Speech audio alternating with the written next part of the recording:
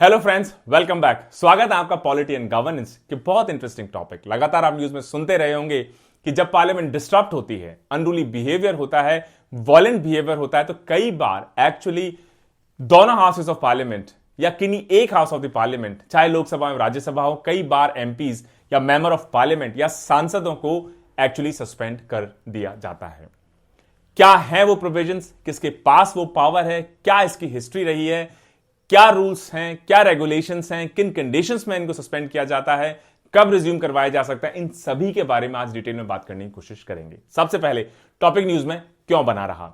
अभी जो winter session हुआ बेसिकली पार्लियामेंट का, उसमें दोनों हाउसेस, चाहे लोकसभा हो या राज्यसभा हो, उन दोनों में ही बार बार ऑपोजिशन पार्टीज और जो रूलिंग गवर्नमेंट है इनके बीच में ऑल्टरकेशंस बने रहे और कई बार सिचुएशन वायलेंट होती हुई दिखाई दी या सिचुएशन आउट ऑफ हैंड होती हुई दिखाई दी, खासतौर से जो 3 कृषि कानून है या 3 फार्म बिल्स हैं इनके रिपील को लेके।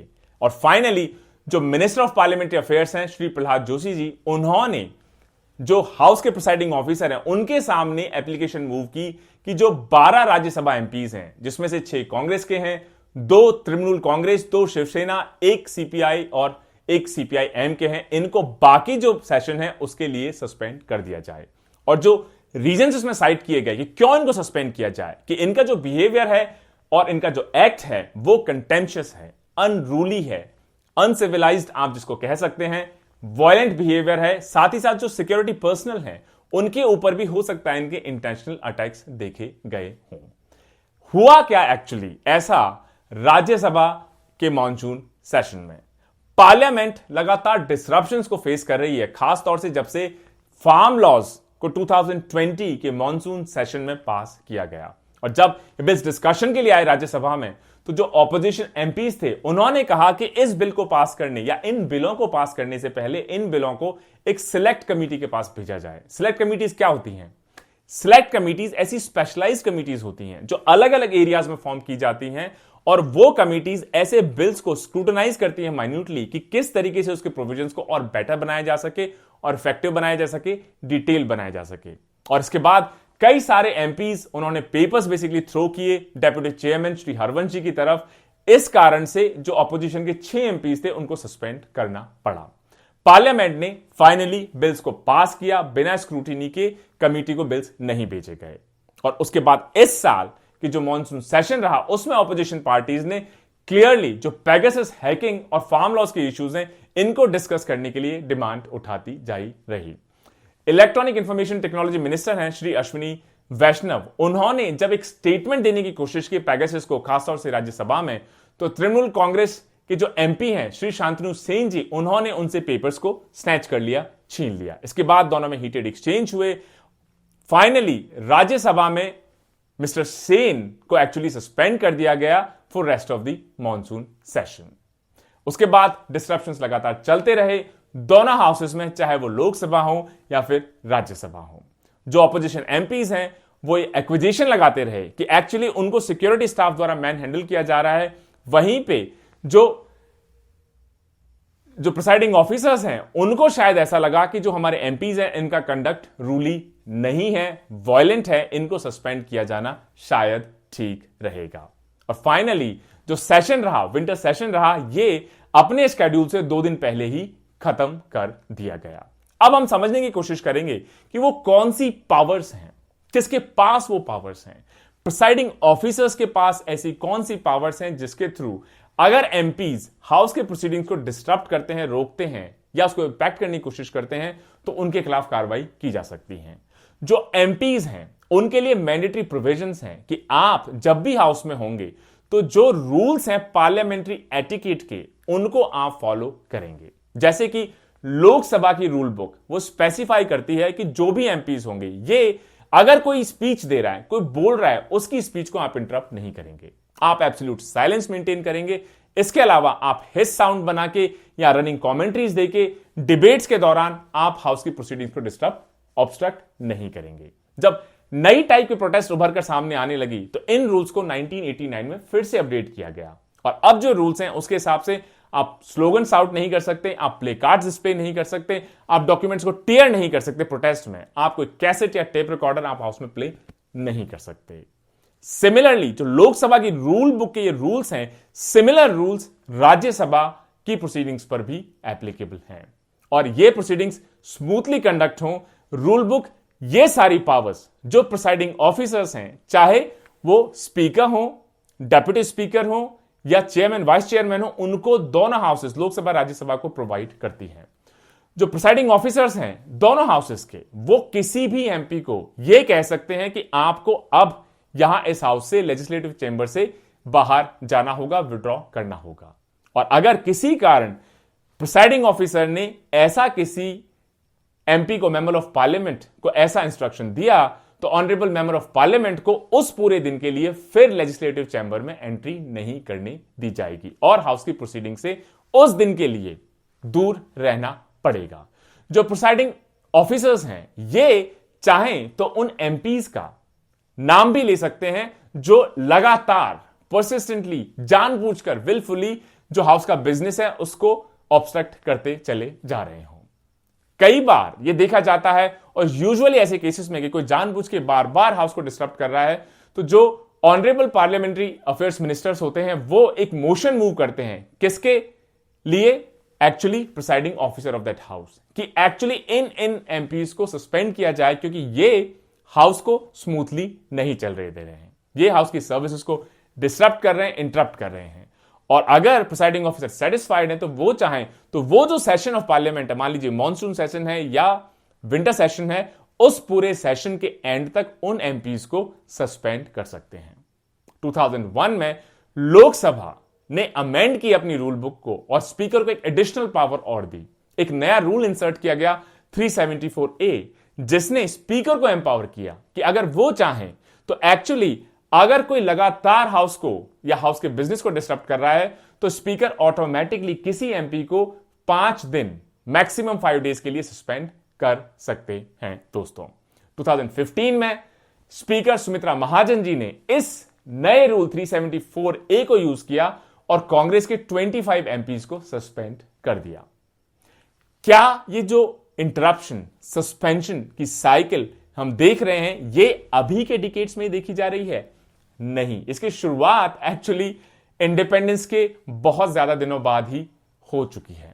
पहला इंस्टेंस हमने देखा 1963 में, जिसमें कुछ लोकसभा के जो एमपीज थे उन्होंने उस वक्त के जो प्रेसिडेंट थे सर्वपल्ली राधाकृष्णन जी, उनकी जो स्पीच थी दोनों जॉइंट हाउसेस की, उसको इंटरप्ट करने की कोशिश की, वॉकआउट उन्होंने कर दिया।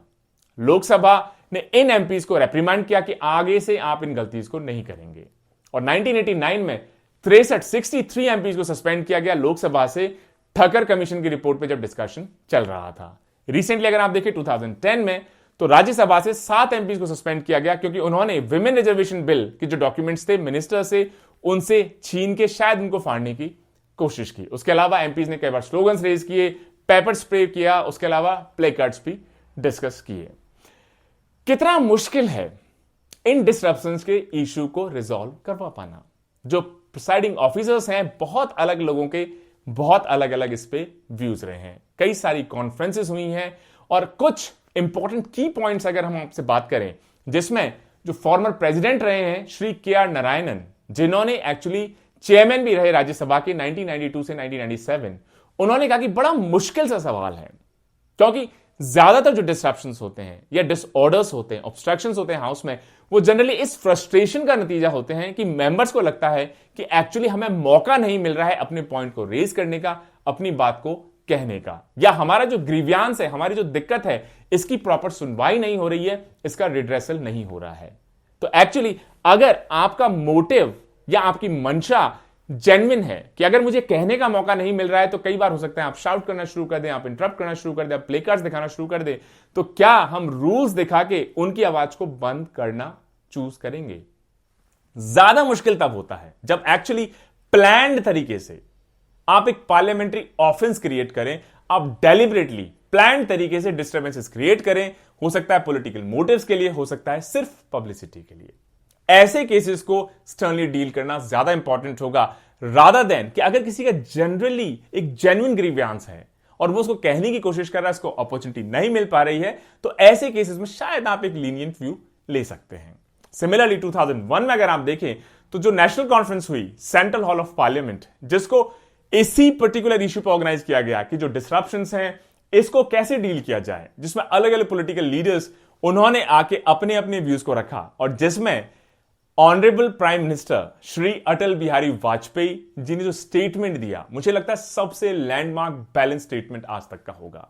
उन्होंने कहा कि जो मेजॉरिटी पार्टी है, जो सबसे बड़ी पार्टी है, जो रूलिंग पार्टी आप कह सकते हैं, उनकी रिस्पॉन्सिबिलिटी है कि एक्चुअली उनको बाकी पार्टीज को भी कॉन्फिडेंस में लेना चाहिए during the business of the house. मतलब किसी भी इश्यू को लेकर बाकी पार्टीज को भी कॉन्फिडेंस में लेने का, उनको साथ में लेकर चलने का जो एक्चुअली ओनस है वो मेजॉरिटी पार्टी में है।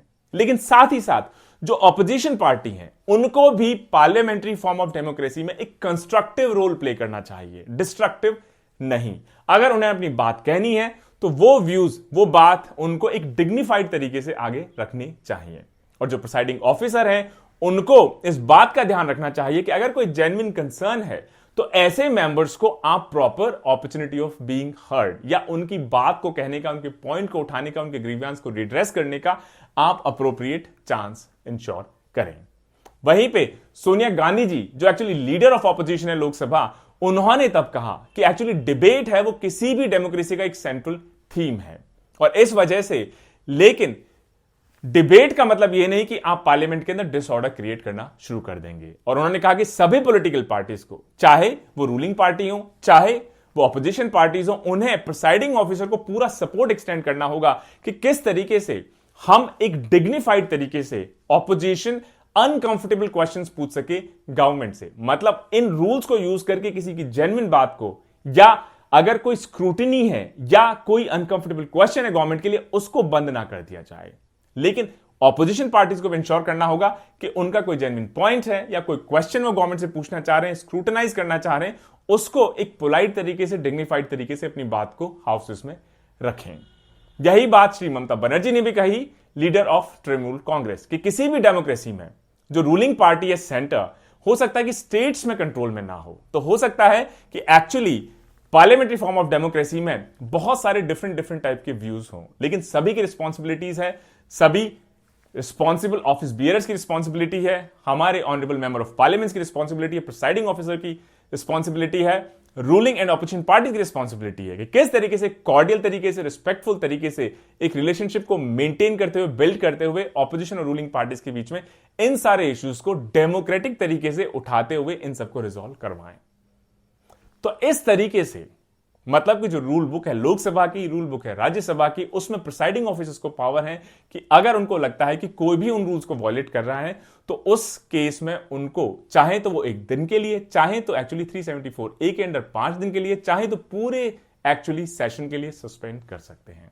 लेकिन क्या सस्पेंशन सोल्यूशन है एक डेमोक्रेसी में?